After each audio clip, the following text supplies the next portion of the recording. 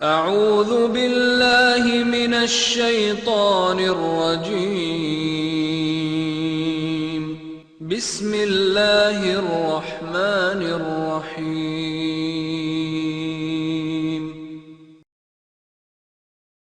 یونس علیہ السلام ایک عظیم اور کریم نبی تھے۔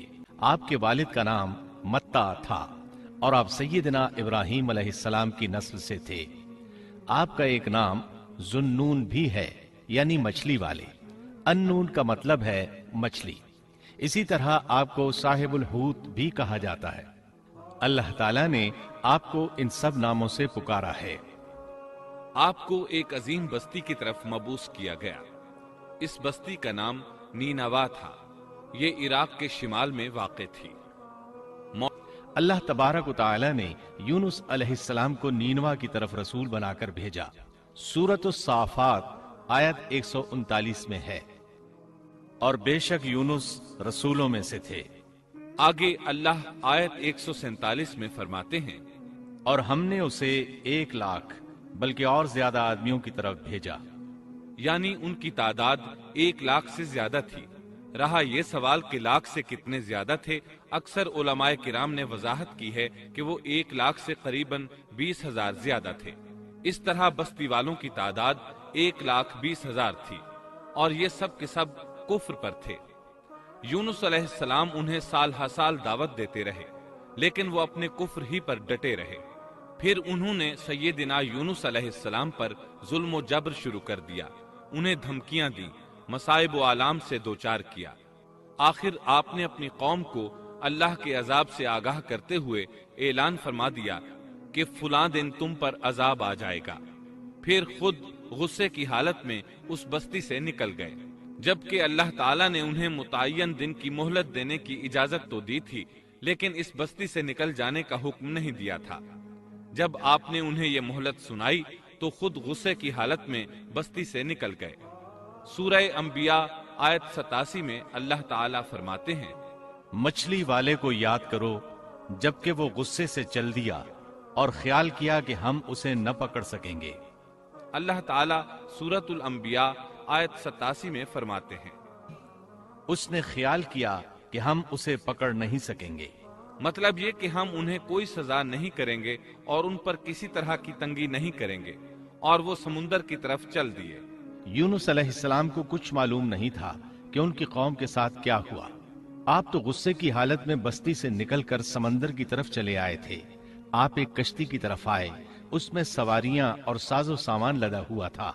اللہ تعالیٰ سورۃ الصافات آیت 140 میں فرماتے ہیں، جب وہ بھاگ کر بھری کشتی پر پہنچے، کشتی روانہ ہوئی، موجیں اٹھیں، سمندر میں طغیانی آئی، یوں لگتا تھا کہ بس ابھی غرق ہوئے۔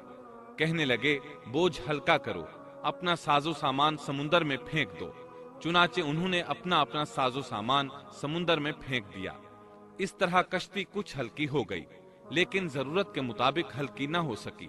اب وہ کہنے لگے، کسی کو سمندر میں گرانا ضروری ہے تاکہ کشتی مزید ہلکی ہو جائے، ورنہ یہ ڈوب جائے گی۔ جلدی کرو، قرع ڈالو۔ جس کے نام کا قرع نکلتا جائے اسے سمندر میں گراتے جاؤ، اور بار بار یہ عمل دہراتے جاؤ یہاں تک کہ کشتی ہلکی ہو جائے۔ چنانچہ قرع ڈالا گیا۔ سب سے پہلے یونس علیہ السلام کا نام نکلا۔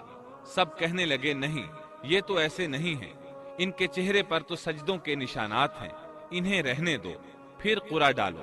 چنانچہ پھر قرع ڈالا گیا، پھر انہی کا نام نکلا۔ سب نے تعجب کیا۔ تیسری مرتبہ پھر قرع ڈالا گیا، اس بار پھر یونس علیہ السلام ہی کا نام نکلا۔ اللہ تعالیٰ سورۃ الصافات آیت 141 میں فرماتے ہیں، پھر قرآن اندازی ہوئی تو یہ مغلوب ہو گئے۔ ہر بار انہی کا نام نکلا۔ آخر کار ان لوگوں نے انہیں پکڑ کر سمندر میں گرا دیا۔ تو پھر انہیں مچھلی نے نگل لیا۔ حوت بڑی مچھلی کو کہتے ہیں۔ اللہ تعالیٰ نے حوت کو القاء فرمایا، انہیں کھانا نہیں، نہ ان کے جسم کو کوئی گزند پہنچے۔ یہ اس مچھلی کو اللہ تعالیٰ کے احکامات تھے۔ اللہ تعالیٰ سورۃ الصافات آیت 142 میں فرماتے ہیں، تو پھر انہیں مچھلی نے نگل لیا اور وہ خود اپنے آپ کو ملامت کرنے لگے۔ یعنی وہ سمجھ گئے کہ بار بار جو ان کا نام قرآن اندازی میں نکلتا رہا ہے تو وہی مقصود ہیں، چنانچہ خود کو ملامت کرنے لگے، اور یہ ملامت توبہ کی ابتدا ہے کہ انسان خود کو ملامت کرتا ہے۔ اب یونس علیہ السلام مچھلی کے پیٹ میں تھے۔ اللہ کی قدرت، آپ مچھلی کے پیٹ میں 3 دن تک رہے، بعض روایات میں 7 دن اور زیادہ سے زیادہ مدت 40 روز آئی ہے۔ آپ نے مچھلی کے پیٹ میں اللہ تعالیٰ کو پکارا۔ اللہ سورۃ الانبیاء آیت 87 میں فرماتے ہیں، آخر کار وہ اندھیروں کے اندر سے پکار اٹھے۔ علماء نے یہاں 3 اندھیروں کا ذکر کیا ہے، مچھلی کے پیٹ کا اندھیرا، سمندر کا اندھیرا اور رات کا اندھیرا۔ گویا ان پر یہ سارے اندھیرے اکٹھے ہو گئے تھے۔ اللہ سورۃ الصافات آیت 143 اور 144 میں فرماتے ہیں، پس اگر یہ پاکی بیان کرنے والوں میں سے نہ ہوتے تو لوگوں کے اٹھائے جانے کے دن تک اس کے پیٹ ہی میں رہتے۔ مطلب یہ کہ اگر آپ اللہ تبارک و تعالی کی تسبیح نہ بیان کرتے تو مچھلی کے پیٹ ہی میں رہتے۔ آپ نے دعا نہیں مانگی بلکہ اللہ عز و جل کی تسبیح بیان کی۔ روایات میں یوں بھی آتا ہے کہ جب مچھلی آپ کو سمندر کی اتھاہ گہرائی میں لے گئی تو آپ وہاں آبی مخلوقات کی تسبیحات کی آوازیں سننے لگے۔ گویا اللہ تعالیٰ نے انہیں القاء فرمایا کہ آپ بھی تسبیح کریں۔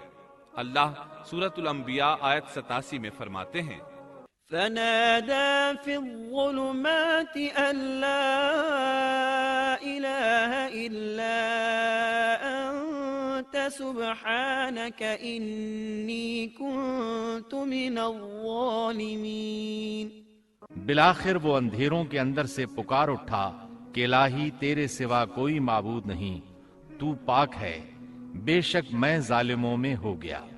چنانچہ یونس علیہ السلام نے اس تسبیح کے الفاظ کو یوں ادا فرمایا، لا إله إلا أنت سبحانك إني كنت من الظالمين۔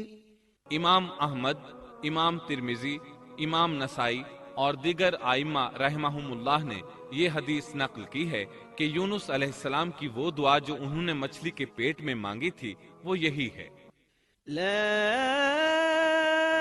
إله إلا أنت سبحانك إني كنت من الظالمين۔ جو بھی مسلمان یہ دعا اپنی کسی حاجت میں مانگے گا اللہ تعالیٰ اس کی دعا ضرور قبول فرمائے گا۔ یہ دعائے مستجاب ہے، مقبول دعاؤں میں سے ہے۔ اسی دعا کے بعد اللہ تعالیٰ نے یونس علیہ السلام کو اس پریشانی سے نجات عطا فرمائی۔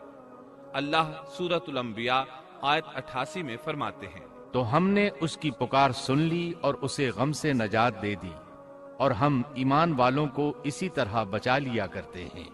ایک قول کے مطابق تقریباً 40 روز آپ کی شب و روز یہی دعا رہی۔